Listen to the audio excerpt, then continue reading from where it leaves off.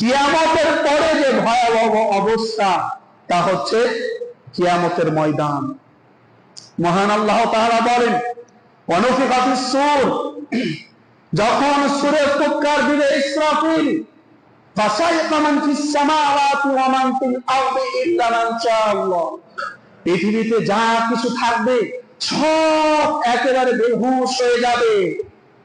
তারপরে আরেকটি যখন ফুৎকার দেওয়া হবে, ফাইদাহুম কিয়ামুন ইয়ানদুরুন, সকলে যেখানে হিসাব না হবে সেই জায়গাতে উপস্থিত হতে লাগবে। উপস্থিত হতে চাইবে না।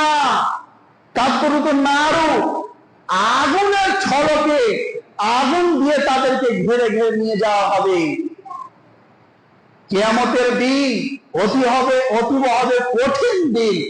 আল্লাহ তাআলা বলছেন, ইয়াউমা ইনফাকু ফিস সূরি ফাতাকুনা আফওয়াজা, দলে দলে ঝাঁকে ঝাঁকে আসবে মানুষ। সেই দিন হবে কাফেরদের উপরে ইয়াউমুন আসির, অত্যন্ত কঠিন দিন।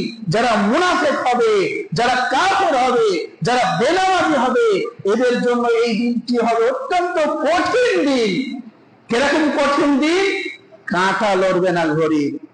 আলফা সানা, 1000 বছরের মতো দিন হয়ে যাবে কাফেরদের জন্য। 1000 একটি দিন হবে 1000 দিনের মতো। সূরা মারিজে বলা আছে যে যার যেরকম পাপ হবে, যে যত বড় কাফের তার দিন হবে তত বড়। যদি মিডিয়াম হয় তার জন্য হবে 50,000 বছরের দিন। ওই দিনটি কিভাবে আল্লাহ তাআলা করবেন আল্লাহ ভালো জানেন। সূরা মারিজের 4 নম্বর আয়াতে আছে। আর যে সবচাইতে বড় কাফের, ওর জন্য হবে 1000 বছরের দিন। একটি দিন সমান হবে 1000 বছরের দিনের সমান। এই কথা লেখা আছে সূরা সাজদা সূরা নম্বর 32 আয়াত নম্বর 3। আর সেই দিন হবে অতীব কঠিন দিন। আনাস রাদিয়াল্লাহু তাআলা তিনি বলছেন, আল্লাহর নবী, কিয়ামতের দিন মানুষকে মুখের উপরে হাঁটানো হবে। কিভাবে হাঁটবে? তখন আল্লাহর নবী বলছেন, আলাইসাল্লাযী আমশাহু আলা রিজলাইনি ফিদ দুনিয়া, যে আল্লাহ দুনিয়াতে 2 পায়ে হাঁটাতে পারছেন। মানুষ তো এক সময় হাঁটতে পারতো না। মানুষের সাহায্যে ছোট ছোট বাচ্চারা হাঁটতে পারে, সহযোগিতায়, তাই না? তো মানুষের ক্ষমতা যদি এতটা হয়, মহান আল্লাহ তাআলার কতটা ক্ষমতা হতে পারে? তো আল্লাহ পারবেন মুখের ভরে হাঁটাবে, ছেঁচড়ে ছেঁচড়ে হাঁটাবে, একবার টেনে ছেঁচড়ে হাঁটাবে। হাঁট মনে হয় চল, পারবেই হাঁটতে, আর আল্লাহ তাআলা হাঁটাবেন। আমাদের আয়েশা রাদিয়াল্লাহু তাআলা আনহা জিজ্ঞাসা করছেন, আল্লাহ নবী, আর রিজাল ওয়ান নিসাও জামিয়ান ইয়ানতুরু বা'দুহুম ইলা বা'দ, নারী পুরুষ উলঙ্গ অবস্থায় থাকবে। দুনিয়াতে মেয়েরা পোশাক পরিধান করে থাকে, তাই পুরুষেরা একেবারে তাকিয়ে থাকে, মনে হচ্ছে ওকে খেয়ে ফেললো। তো দুনিয়াতে এরকম ভাবে যদি তাকায়, তো পরকালে একেবারে উলঙ্গ। আর পরকালে কালো বলতে কোনো মানুষ থাকবে না, সব ভালো। একটিও কালো থাকবে না, সব ভালো, সব ভালো। আর সব হবে যুবক যুবতী, আর সবাই হবে উলঙ্গ। তখন আল্লাহ নবী সাল্লাল্লাহু আলাইহি সাল্লাম বলছেন, আয়েশা, দুনিয়াকে পরকালের সাথে কম্পেয়ার করিও না। আল আমরু ইয়াওমা ইযিন আশাদ্দু বা'দুহুম লিবা'দ আয়ানদুরা বা'দুহুম ইলা বা'দ, সেই দিন এত কঠিন হবে, একে অপরের দিকে তাকানোর এই চিন্তাটা আসবে না। কোরআনে লেখা আছে, আল্লাহ তাআলা বলছেন, ইয়াওমা ইয়াফিরুল মারউ মিন আখিহি ওয়া উম্মিহি ওয়া আবিহি ওয়া সাহিবাতিহি ওয়া বানিহি, সেই দিনকে ভাই ভাইকে দেখে পালাবে, বাপ ছেলেকে দেখে পালাবে, মা বেটাকে দেখে পালাবে, বেটা বাপকে দেখে পালাবে, আত্মীয় স্বজনকে দেখে পালাবে। কেউ চিনেও চিনবে না, টাইম নাই। লিকুল্লি ইমরিইন মিনহুম ইয়াওমা ইযিন শা'নুন ইউগনি, সবাই চাইবে আমি কি করে বাঁচবো, আমি কি করে বাঁচবো। ও আমার বাপ মরে, আমার বাপ চলে যাক জাহান্নামে, আমার আত্মীয় স্বজন সবকে জাহান্নামে দিয়ে দাও আল্লাহ, কিন্তু আমাকে জান্নাতে দাও। এই কথাও বলবে, এই কথা বলবে, আল্লাহ আমার যত আত্মীয় স্বজন আছে, বন্ধু বান্ধব আছে, সবকে জাহান্নামে দিয়ে দাও, আমাকে বাঁচিয়ে বসে। কোনো কাজে আসবে না। উলঙ্গ অবস্থাতে থাকলে একে অপরের সাথে তাকানোর এই চিন্তাটা আসবে না। বাঁচবো কিভাবে, সেই দিন হবে অত্যন্ত কঠিন দিন।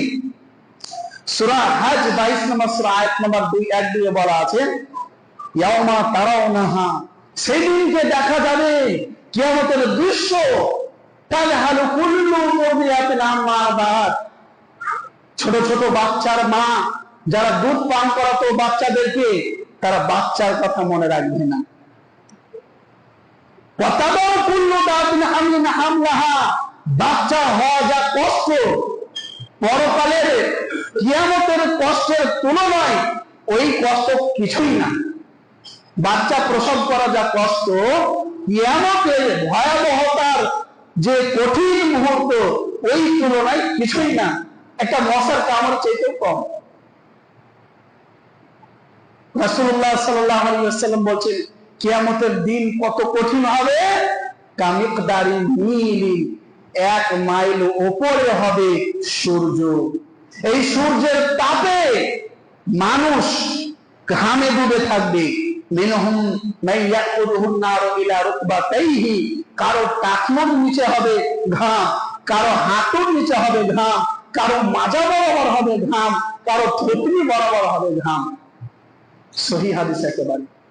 এটা হবে পাপ অনুপাতে, যার যত বেশি পাপ, আল্লাহ নবী বলেন পরের হাদিসে, মিনহুম মান তাকুদুহুন নারু ইলা কাবাইহি, এই ঘামটা এক পর্যায়ে আগুনে রূপান্তরিত হবে, আগুন হয়ে যাবে, আগুন, আগুনে মানুষ ডুবে থাকবে, কারো টাকনু পর্যন্ত, কারো এই হাঁটু পর্যন্ত, কারো মাজা পর্যন্ত, কারো থুতনি পর্যন্ত, কারো কানের লতি পর্যন্ত।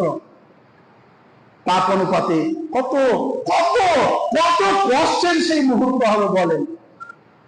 আল্লাহ তাআলা বলছেন সূরা তাকবীর সূরা নাম্বার 81 আয়াত নাম্বার 1 থেকে 15, ইদা শামসু কুবিরাত, যখন আসমানকে গুটিয়ে নেওয়া হবে, ওয়াইদান নুজুমু কাদারাত, তারকাগুলো যখন খসে খসে পড়বে, ওয়াইদাল জিবালু সুইরাত, পাহাড়গুলো যেমন ধূলিকণার ন্যায় তুলোর মতো উড়ে বেড়াবে, ওয়াইদাল বিহারু সুজ্জিরাত, সমুদ্রে যখন আগুন লেগে যাবে, কিভাবে লাগবে ওই কথা বলতে গেলে অনেক টাইম লাগবে, আর এগুলো সায়েন্সও প্রমাণ করে যে সমুদ্রের তলে এখন আগুন জ্বলছে।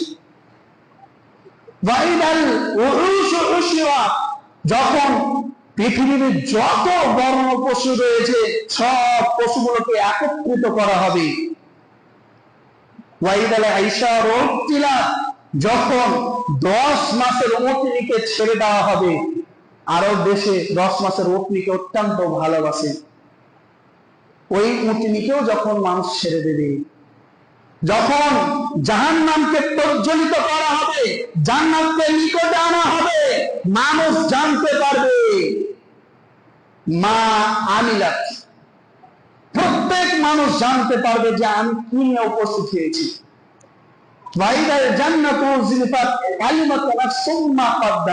সে জানতে পারবে আমি কি করেছি জীবনে, সে তখন আফসোস করবে, আফসোস করে সেই দিনকে কোনো লাভ হবে না। দুনিয়াতে আগে ভাবুন, তারপরে করুন। তারপরে সূরাতে আল্লাহ তাআলা বলছেন, সূরা ইনফিতার, আল্লাহ তাআলা বলছেন, ইদাস সামাউন ফাতারাত ওয়াইদাল কাওয়াকিবু তাতারাত ওয়াইদাল বিহারু ফুজ্জিরাত ওয়াইদাল কুবুরু বু'থিরাত, কবর থেকে মানুষকে যখন উঠানো হবে, আলিমাত নাফসুম মা কদ্দামাত ওয়া আখারাত, সে পরকালের জন্য কি সঞ্চয় করেছে বুঝতে পারবে সঙ্গে সঙ্গে, এটা আমার বাসস্থান জাহান্নাম, এটা আমার বাসস্থান জাহান্নাম, আমি যাব না, আমি যাব না, আমি যাব না।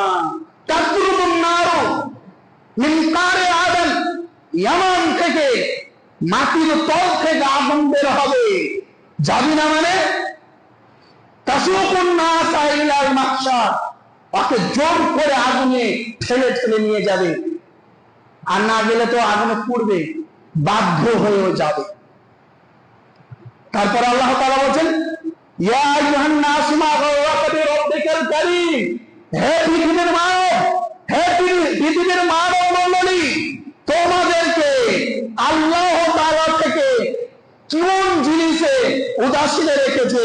তোমরা আল্লাহ তাআলাকে, যিনি হলেন অতীব সম্মানিত, অতীব মহামান্বিত, ভুলে যাচ্ছ।